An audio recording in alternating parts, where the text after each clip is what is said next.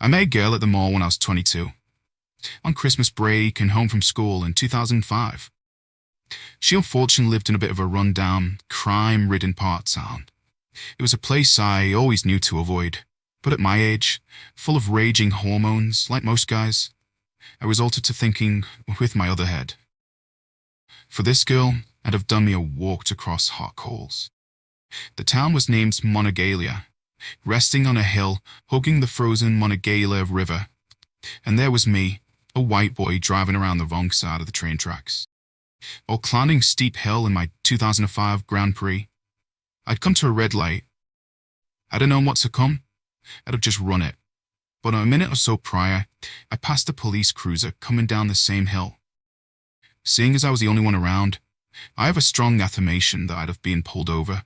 It was Fresno, and the few people I saw in the corners were likely people with, well, agendas. I was mentally preoccupied with making a good impression on my date, which is likely why I didn't notice him approaching, until peripheral movement motivated me to turn my head and look. But he was already on my side of the yellow traffic lines. A tall, skinny black man in a grey hoodie, hood up, wearing a black beanie, with a red bandana poking up from under, tied in the front, walking with an obvious gangster limp, looking sketchy as hell. I already knew who he was affiliated with, and it wasn't the Catholic Church. But I maintained my cool when, tut tut tut, on my window. When the footwather's light changed, I thought to myself, while simultaneously winding down my window about 2 inches. "Hey man, can you spot me a 10? "Nah, sorry man, I don't have any cash with me," I replied. He reached up and slid his fingers over the top of my window, hand practically in silent vehicle. "Come on man, I know you got something." And then in an instant, the light turned green, and I smashed that gas pedal, peeling out with his hand still inside my windshield. He screamed in anger, and the last words I heard was him yelling out, "You lucky you ain't get clapped." Fuck, bullet dodged. Or so I assumed. I crested the top of the hill and for about 5 minutes got hopelessly lost. These were the days before GPS or even cell phones were a thing. I ended up turning around a dead end, wormed my way through a neighborhood, and came back over the hill, down another road, the direction I came. But I knew I was several streets over from before. I would be avoiding that previous gentleman. Halfway down the hill, I hit another red light. Once again, I was all alone, and again, considered running the lights to avoid a replication of my previous situation. But, like clockwork, about a block ahead of me, I saw another police cruiser across the street. I was immobilized. I began surveying the block, and, to my left, noticed the closed Chinese restaurant with brick red letters in a yellow rectangular sign. But, wait a minute, is that? Fuck, it was. The same Chinese restaurant from when I was coming up the street. I figured out when I noticed the jail bar-styled gate over the window, which I've been staring at, on my way up. Under light, the same fucking light as before, Jesus. I put my head down, far enough to shield my face, but not so far I couldn't make out the colour of the lights. But I also made something else. A man, in a grey hoodie, speed walking toward me from my right, except now, he briskly made his way toward my vehicle. I saw him signaling with Zahn to someone else from across the street. Sup. The murmuring of my heater sounding at about 12. All my senses magnified, sweat forming onto my face, heart punching my breastbone. Crime and terror. To my left, 2 more men emerged from a side street, both in heavy winter coats, and one in the middle of pulling down a ski mask over his face. "What up, blood?" the man in the grey familiarly yelled at me. This was bad. "Go," I said to myself, just as one of them to the left began pulling out something out of his waist. I punched the gas, and then, music to my ears, the wailing of a siren and flashing of blue and red. I was being pulled over, and as I peered into my rearview mirror, I watched the men scatter into an alley. I explained the situation to the officer, and he kindly let me off with a warning, and also agreed to escort me to the street I was looking for, at his suggestion. You know you're in a bad area when you run a light, don't get a ticket, and are told to follow a police cruiser to your destination. Once I parked in front of her house, The officer pulled up to my right side and graciously gave me directions to get out of here safely. I thanked the kind officer, and he asked me if I needed him hung around. I'm good, and thank you, I told him. He told me to specifically to always avoid Carson Street. I picked up my girl, and after initial hugs, she asked me which way I came after telling me how nice I smelled. I don't know why I so vividly remember such a benign compliment, but maybe it simply took me out of my mental trauma I'd just been buried inside of. I told her I came up Carson, but didn't mention anything about what had happened, as she pleaded with me not to go back that way. I'll never forget what she told me next. Last month, a 70-year-old man was shot on the head on that street, driving to see his grandkids. They live right up from me, actually. His body was found inside of a dumpster in an alley, and his car in a gas station parking lot, abandoned, missing the CD player, and everything from the trunk. Nobody knows who did it.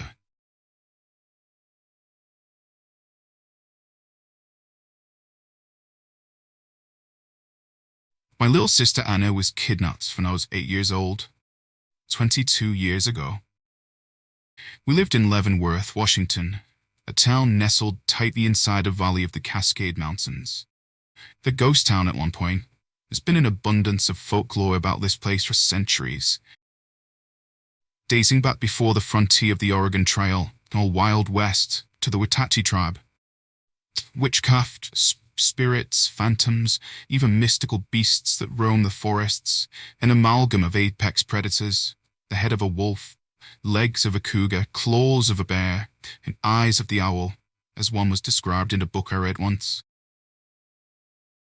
which only emerges once every 200 years, enveloped in a thick red fog, and afterwards, all of the children disappear within, and are never seen again. Anna was 6 when she went missing.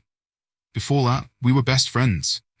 We would spend most of our time together, especially at Icicle Creek, about half-an-hour hike, where we'd escape to solace from the clutches of drunken rage and watch the massive salmon travel upstream amidst a babbling of rapids, as Anna gently rested her head against my shoulder.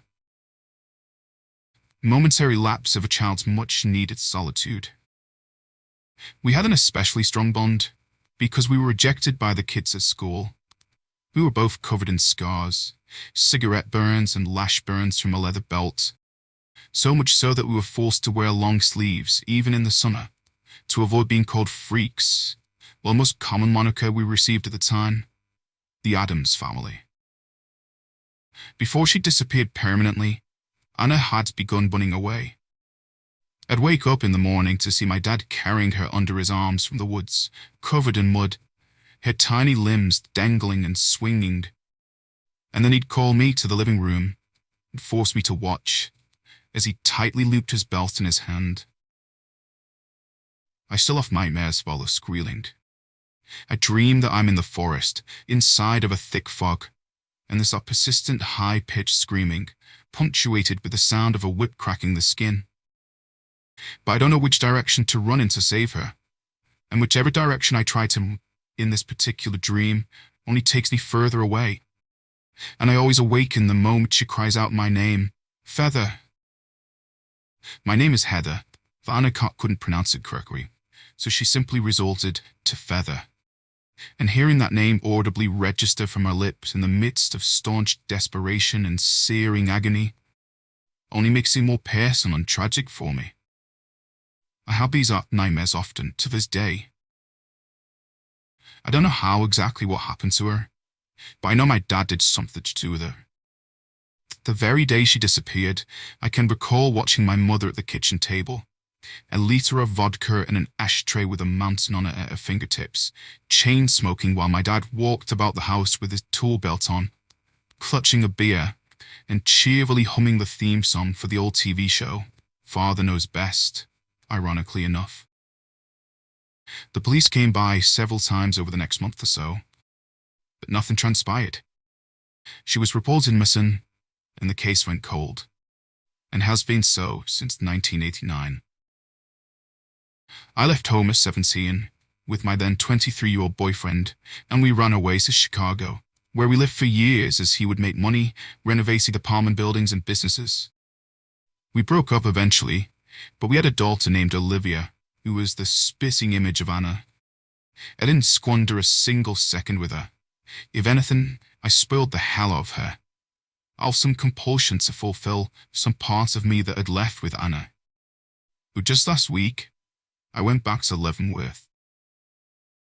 I'd had a death in the family, my Uncle Ricky, in Arcadia, California. This would likely be the last time I'd ever traveled to the West Coast, so I brought Olivia, and from the funeral, I decided to take her along a scenic route up the West Coast and into the Cascade Mountains to my old house and to Icicle Creek. Our street was left just as it was decades ago, and my old house was still standing, sliding and roof all redone, an addition added, and the garage expanded. Part of me wished I'd have found a pile of cinder and ash. That is, until I noticed two little girls chasing each other around the house, and a young man in a hat getting out of a Ford Expedition, cradling a baby. And I could physically feel my heart warming. I pulled up to the side of the house and verbally greeted the man and wife, exiting the car as well. They were a remarkably friendly Native American couple, and at my utterance of their house being my childhood home, noticing my doors from the car seat in the back and flashing her a warm smile, were invited in, which at first I politely declined, a reaction of common courtesy. But at the man's insistence, I got Olivia and we went inside. I averted the stories of abuse and passively explained that my dad died of lung cancer a few years back, but that we were never close, and proceeded to segue into stories of Anna and I, how we spent all of our time together, the majority of it hiking and spending time at Icicle Creek, and then finally, I brought up a disappearance. The vibe I was getting while thoughtfully reminiscing about Anna produced almost the opposite reaction than the misty, empathetic head nods and affirmations I was accustomed to from others. The husband, Charles, had been very subtly shooting his wife, Maya, furrowed-browed looks of confusion, a reaction she reciprocated in between giving the kids menial demands to stop running and finishing their lunch. When I began to explain the disappearance and the case going cold, my sentence was halted by Charles. Wait. I apologize to cut you off, but you said a second ago she was running away before then. Yeah, I replied. Why? And she would run away to Icicle Creek? Yes, where it always would go. Maya gasped, eyes wide, glaring at Charles, and his sudden reluctance to continue followed with silence from all of us, except the kids. What's that look for? I asked, nervously giggling in anticipation of what was said to me next, a juggernaut of a comment. You never...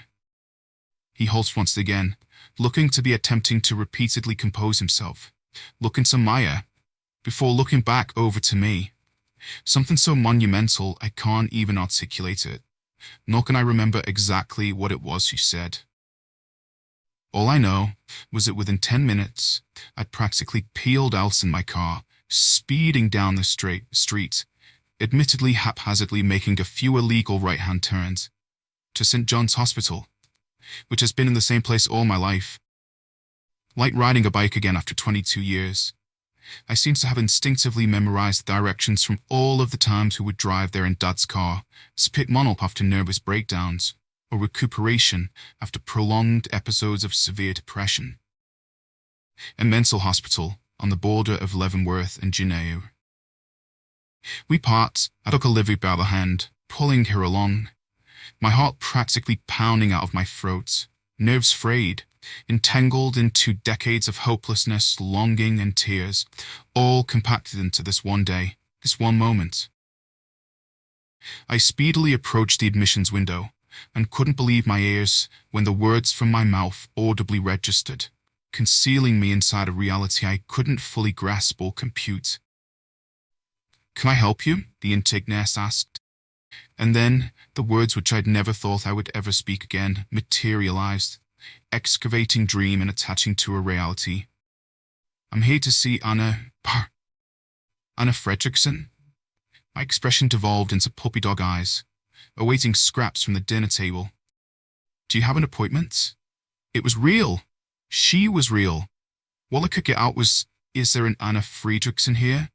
Anna Friedrichsen? And you are? I nearly cut her off. Her sister. I'm a sister. Hyperventilation. ID, please, the nurse insisted, which had already been pulling out of my wallet. Her handle, facial expression of empathy, understanding the somber catharsis in this moment. She knew exactly what the situation was. I was asked to please sit and wait, which I did, shaking, sweating, and Olivia, and a spitting image of the last time I saw her, seated in between my legs, fiddling with her coat zipper. I kept repeating two words Charles said to me at the mentioning of Anna's name. Maestro. Heather Miller? I looked up, wiping the sweat from my brow to see a Native American man in a white lab coat reaching down to his knees, wearing glasses, black hair combed to the side, and a very gentle disposition on expression. That's me, I replied, standing up immediately.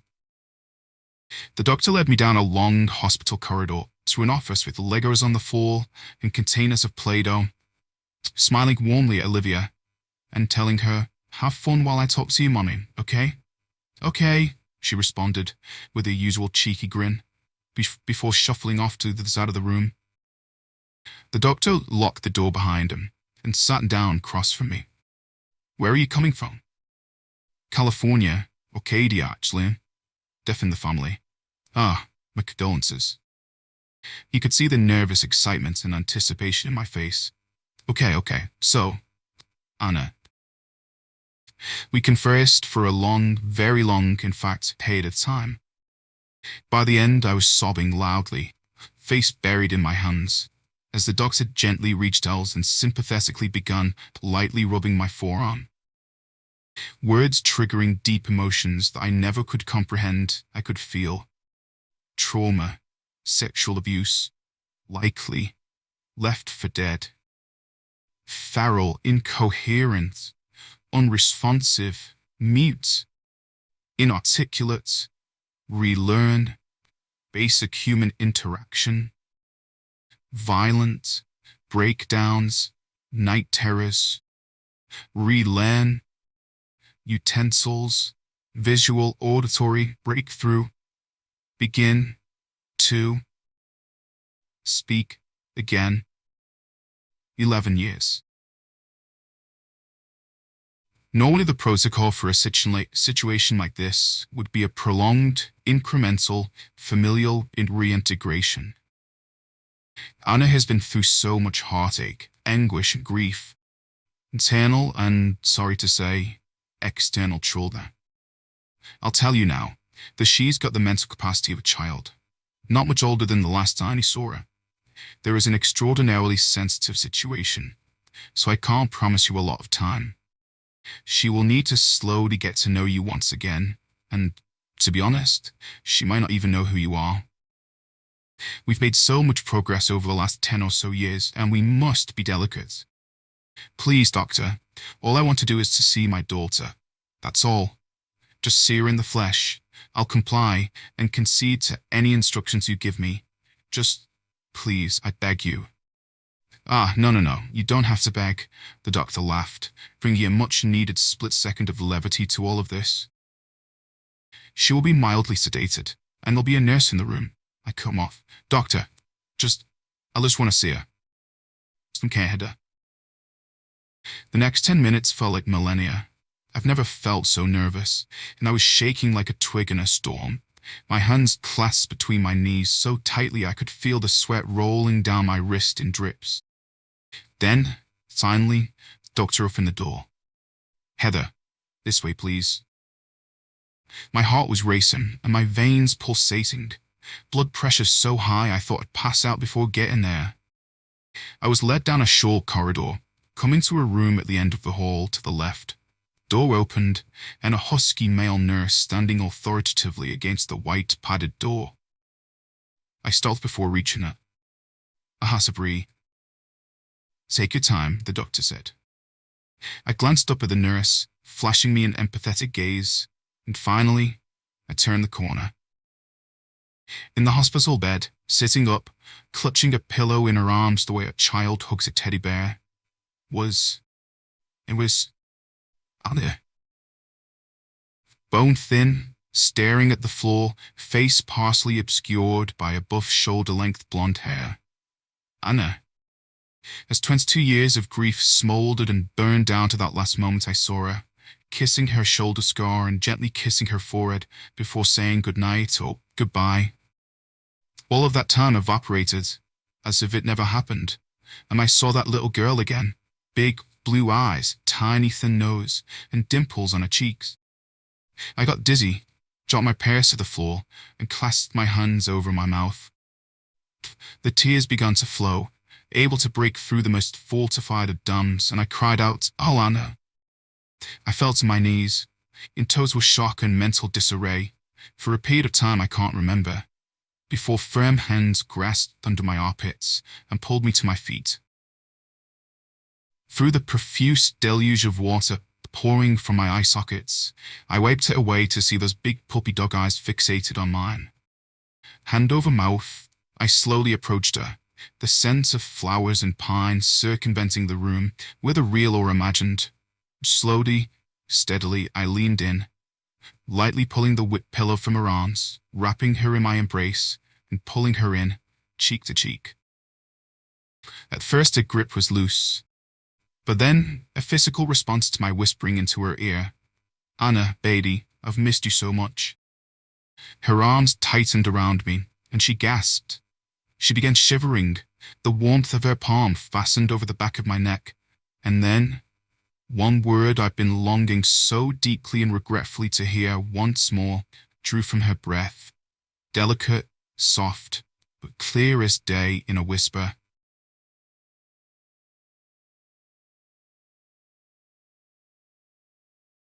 They say if you get trapped in an avalanche, the only way to know which direction is up or down is to spare and see which way it travels. Regardless, more than 90% of avalanche victims die of asphyxiation. A few years ago, I went to Colorado with a friend. On the second day, we headed to Arapahoe Basin, my favorite place, full of craggy, gritty terrain, sketchy side paths and rock shelves, and trees. I'd not been out west in years, so I was having a bit of altitude sickness. Not to mention trouble breathing upon arriving and doing some runs. High altitude equates to thinner air and less oxygen. A few times I had to stop midway down just to catch my breath, like an asthmatic having an attack, an illness I've always been terrified of getting or having. I hate not being able to breathe, more than most I suspect. I've also always had severe anxiety, mostly over humans' number one fear: the unknown. After a few runs, we hit another slope. This time, I decided to carve through the trees. I didn't realize I was alone. It was steeper and faster than I was used to. Imagine going 35 miles an hour through dozens and dozens of trees within a few feet of each other, contorting and carving so hard that it feels like your abs wouldn't be able to hold your torso up in a stable position. Many people die when they connect through the tree at such speed. 35 an hour isn't a joke. I was on my way down to get lunch, so imagine being hungry, extremely thirsty, physically burnt out, and with every labored breathing, and you make a dire misstep which magnifies and compounds all three. I thrust myself to a stop and wrapped my arms around a tree, swinging around it almost 360 degrees, sweating and panting like hell. "So," I yelled out. A friend wasn't in sight. Nor was anyone else, though laughing, talking, or crunching of snow. I was lost inside of a steep, dense patch of tall pine trees. Okay, just make us at Vaughn, we go from there. I'm surprised my nose didn't have an icicle hanging off the tip of it. I was beginning to freeze, even in all the winter clothing. I let go of the tree, and went to jump and turn, and ride cautiously the remainder of the way. But when I tried, I didn't go up into the air. Instead, I went down, below the surface. It's impossible for one to remove their snowboard or skis in a moment like this. And movement would only cause you to sink faster and faster, inevitably drowning inside a frosty tomb of snow. I grabbed a hold of the tree and tried to pull myself out. With all of my might, I kept trying to jump up. However, it was only causing me to sink deeper and deeper. My muscles were burning from the desperate futility of trying to hoist myself up with every bit of strength over and again. I was up to my knees in soft, powdery snow. No compaction at all, going down further like quicksand. I was panicking. Oh God, please help me. Tears were rolling down my cheeks, but would almost freeze before touching my chin. I stupidly didn't bring a mask, making the oncoming frostbite even worse. My anxiety would have broken through a thermometer. I couldn't breathe as I tried again, shifting side to side. Now I'm up to the waist, but what's worse is that part of the bottom of my snowboard pants had rolled up just a few inches, but enough to cause my ankle to actually burn from the cold. Okay, just relax, stop losing your mind, and calm down. I became still and began screaming, "Help! Help!" repetitiously. Despite being immobile, I could feel myself sinking further. All I could do now was scream, wait, and think of Artax, the horse from the never-ending story, sinking to his death in quicksand in the forest of sadness, without Atreyu to help pull me out. If you go off the beaten path at a ski resort in the Rockies, you may find yourself riding atop more than 15 feet of snow, which is mostly compacted, something that most don't think about. I continued thrusting, trying to dig myself out, but only ding myself in. This wasn't working. I began frantically skipping the snow from around me. Maybe with enough effort, I could dig myself out with my hands. But no. The harder I tried, the deeper in I went, now sideways, feet perpendicular to my head, as I kept crying out for help at the top of my lungs. I knew I would die. The result was enormous on its own, which made getting trapped and lost outside the beaten path all the more precarious. I'm such a fucking idiot. I should have followed my friend. Woulda, shoulda, coulda, right? I begged to God, promising him this and that, asking for my life. The snow was nearing my collarbone, all within less than 10 minutes, which means that inevitably, whether try or not, in a very short time, I'll be submerged over my head. There was no more a terrifying thing than being vulnerable and in danger in the beautiful but uncompromising primitive wilderness, away from civilization, all on your own. A little deeper now, shoulder deep, arms outstretched to the sides. I've never been so scared. It's all over. I'm gonna suffocate. A quick shiver ran through my limbs. Down further, slow around my neck. I was so fucking thirsty, I began eating the snow. I could only remain immobile to prolong my life as long as I could. Nobody was coming. It takes under 20 minutes to die trapped in snow. I read it on the plane on the way here. You sink, become trapped, and die breathing in all of your exhaled carbon dioxide, resulting in CO2 poisoning. It also said to cup your mouth, which can provide you with a bubble of air that lasts up to 30 minutes, and to be sure to dig an opening or pocket for your mouth and nose to breathe once submerged.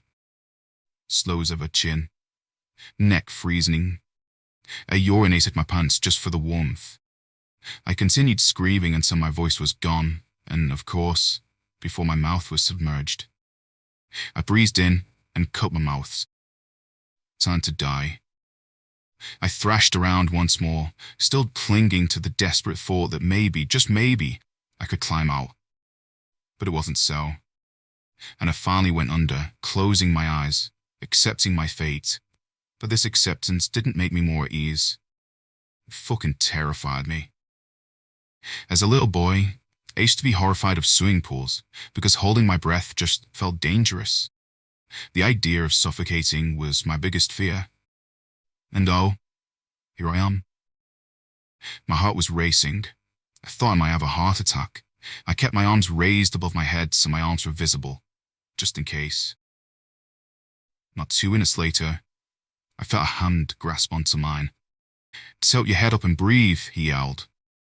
It was a rescue worker who heard me screaming and finally saw me waving my arms. 2 men to be exact. They pulled with all of their might until I was halfway out. I couldn't speak. It's hard to after you've literally faced death, imagining what it would be like to die and truly being confronted with the possibility of worlds, universes to be specific, apart. The helplessness, the slow drowning and freezing simultaneously with nobody around, nobody to hear your cries, and begging God for help with the utmost sincerity, only to feel as if he'd abandoned you, or what he doesn't even exist to begin with. The workers explained to me the correct way to dig myself out, which was pretty much the opposite of what I'd been doing this whole time. I was delirious and lightheaded. They gave me a ride on the snowmobile to the bottom and they'd had me checked by a nurse. They told me to stay in and sit next to the heater until I thaw out. When I told my friend about this, he sort of scolded me, saying, "Dude, you're lucky. There was just an avalanche there 3 days ago. That's the snow you fell into." I was angry that God abandoned me. But when I saw those EMT workers, I realized he was carrying me in the hollow of his hand. And that's that. I've been robbed at gunpoint, totaled 3 vehicles on a highway, being jumped so badly I had shattered ribs, and been attacked by a shark. All of those were exponentially less frightening than this. To all the trees out there, I'll never invade your space again.